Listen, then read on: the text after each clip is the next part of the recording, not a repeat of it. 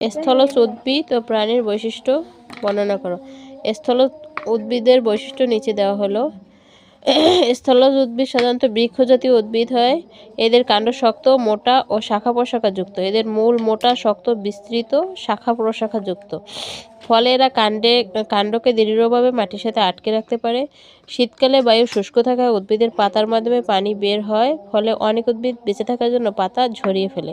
মরুজ পরিবেশের উদ্ভিদগুলো ছোট ছোট ঝোপঝাড়ের মতো হয় এবং পানি জমা করে রাখার জন্য পাতা মোটা ও চ্যাপ্টা হয়। স্থলজ প্রাণীর বৈশিষ্ট্যগুলো নিচে দেওয়া হলো। এদের শক্তিশালী ফুসফুস থাকে। দ্রুত ও দীর্ঘ পথ চলাচলের জন্য এদের পা অনেক শক্তিশালী হয়। তীক্ষ্ণ ধারালো নখ ও দাঁত থাকে।